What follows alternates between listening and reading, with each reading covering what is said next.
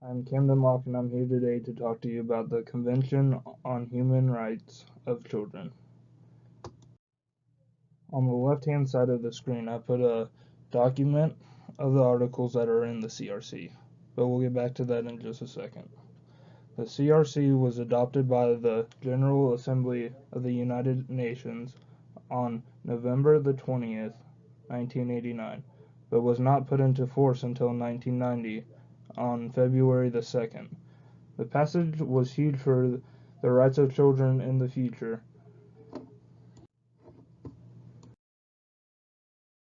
As you can see on the left-hand side of the screen, the graph shows the statistics of kids under 18 that are not in primary school.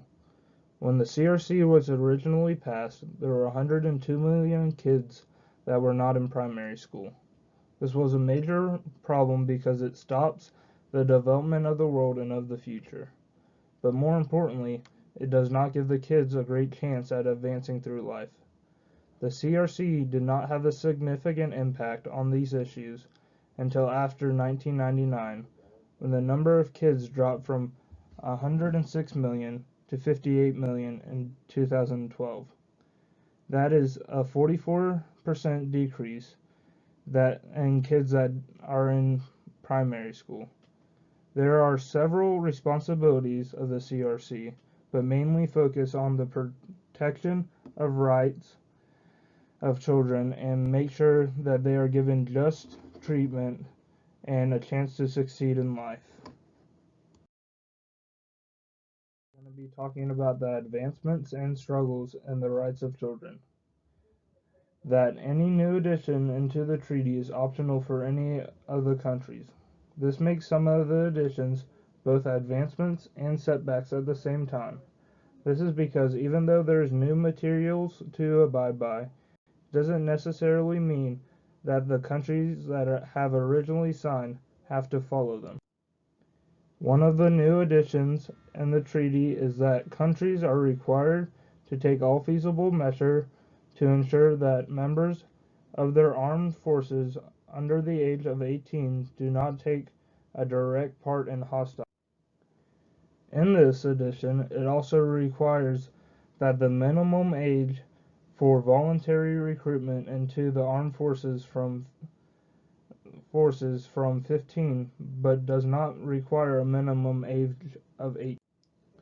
This next protocol is probably one of the most important new additions. It allows the Committee on the Rights of Children to hear complaints that children's rights have been violated. Children from these countries that have ratified the protocol can use the treaty to seek justice if the national legal system has not been able to provide a remedy for the violation. We're going to be talking about the ratification around the world and the obligations it entails. So far up to date, there's been 140 countries that have signed this treaty, and there has been 195 countries that have ratified it. The United States has not ratified the treaty, but has signed the treaty. The treaty was signed in 1995 under Clinton's presidency, but there has been problems trying to get the ratification of this treaty.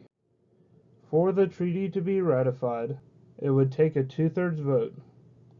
The problem with getting a two-thirds vote as of right now, some of the senators believe that the treaty would interfere with the U.S.'s sovereignty.